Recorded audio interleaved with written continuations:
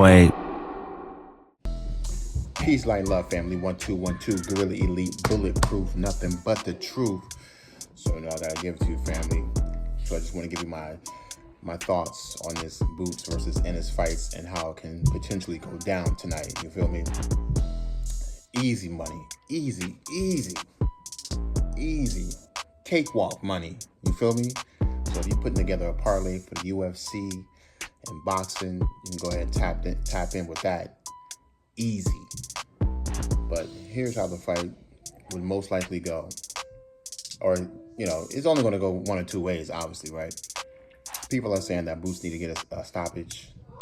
People are saying that Boots need to get a knockout. Or, if not, then, his skills are questionable. It makes absolutely no sense. You got to look at the fighter's path even after this fight. You got to follow the money. Where are they going to go with Boots after this fight? You feel me?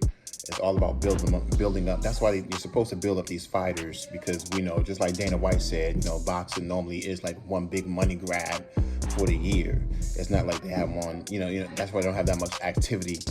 The main event headers, at least, or even just even just like the guys that they're building up, that they're fast tracking. Stanionis is a one-dimensional fighter, just like somebody said, I was kind of thinking of a kind of a low budget Triple G, but in the welterweight division. But I'm not going to say that. But he is somewhat similar, like, his style come forward. But, Triple G didn't have a tight guard all the time. Triple G kind of left himself open.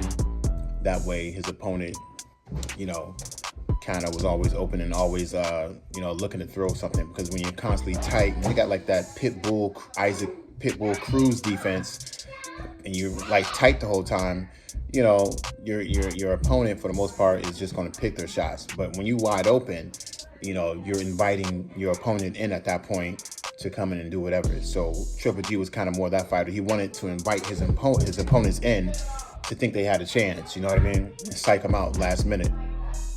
And that's how he got most of his knockouts for the most part. But Stanionis, he got a tight guard at the top, one-dimensional fighter. Like I said, I haven't seen him really like do anything technical in all his fights, for the most fights that I watched, at least. He got a stiff jab, basically a power jab, because he developed his jab into a power jab, since he chose to become a basic pressure fighter.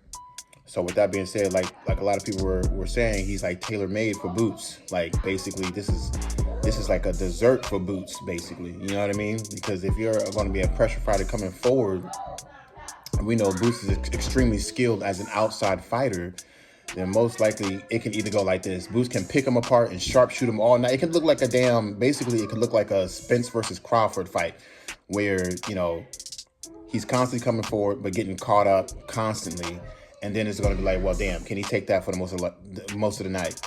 The only difference is basically Crawford was able to get Spence out of there, even though Spence was coming forward constantly. So that's why I say Spence is still Crawford's best opponent, because out of all the people Crawford knocked down, Spence is the only one that kept coming forward, even after getting clipped and knocked down multiple times and hurt and all that. He was still coming forward as a pressure fighter, and it was like, man, he can't make adjustments.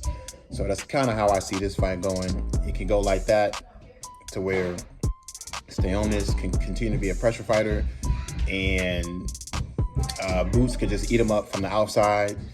And then at that point, you're probably just gonna be looking like, man, how much punishment can he take on the outside? How much more punishment can you take on the outside?